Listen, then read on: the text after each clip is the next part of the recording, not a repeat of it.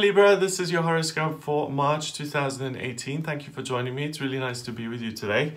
From the 1st of March until the 22nd of March, you've got Uranus sitting in Aries in your 7th house, and it forms a trine with Mars, the male principle, in Sagittarius in your 3rd house. So the big focus that you're going to have is making new relationships, forming new romantic relationships, and really getting yourself out there, communicating, having fun, broadening your horizons in the sense of how many people have I got in my life? What am I doing? Am I going out? Am I enjoying myself? Am I connecting with new people? Am I making new friends? And that's going to be a big focus. So it's really kind of New Year's for you as far as the month of March is concerned, because everything is focused on making new connections and getting new things started.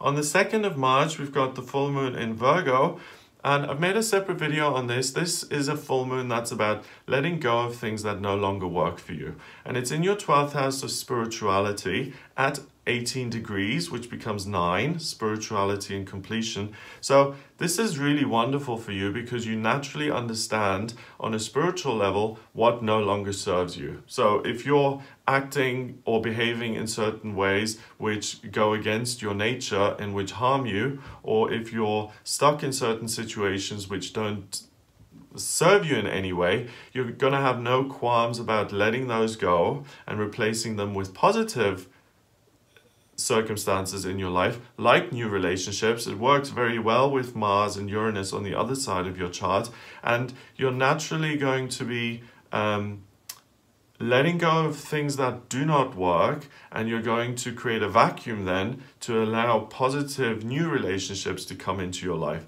So don't be surprised if you're a little bit uncompromising when it comes to your relationships, and if you shuffle things around a little bit, because you're not going to be very tolerant of people who kind of demand things of you or tell you that you are something that you really are not. You're not going to be putting up with that kind of stuff anymore. On the 7th of March, we've got Mercury, the communication planet, going into Aries in your 7th house of relationships. So again, Mercury, the communication planet, is a lot more assertive and self-knowing when it is in Aries, and it's going to drive you to create new relationships and to start new beginnings when it comes to the people in your life. The planet goes retrograde on the 22nd of March, and it stays in retrograde until the 15th of April.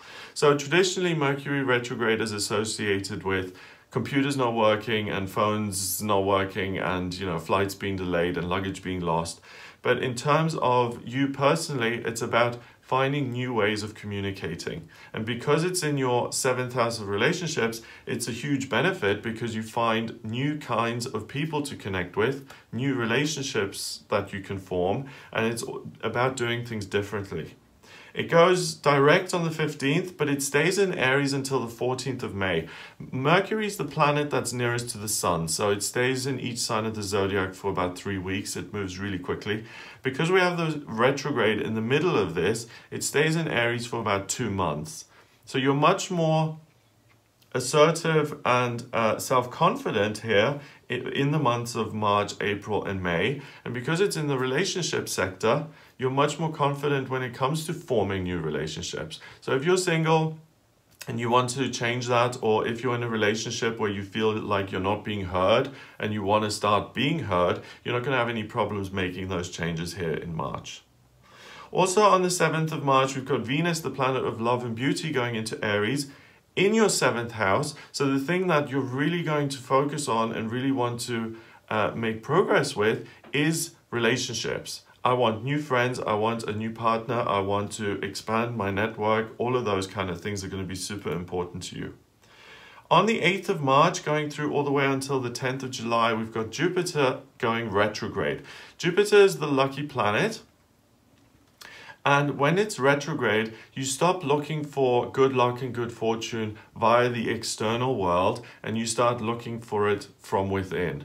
It's in the perfect sign for that. It's in Scorpio, and Scorpio is about diving down to the emotional truth of what's going on with you, and that allows you to really understand what is it that I feel internally that's going to bring me good luck in my life? Now, it just so happens that Jupiter is in your second house of money and belongings. So the biggest luck factor that you have during this retrograde period is that you're going to get a huge amount of internal ideas and inspirations and suggestions from your higher self that are designed to improve your financial circumstances. So don't react to the external so much. Listen to what you're getting from within and put those into practice, those ideas, because they will improve your financial situation, and you can really change your finances around over the next 3-month period simply by listening to your own guidance. You're going to be inspired throughout.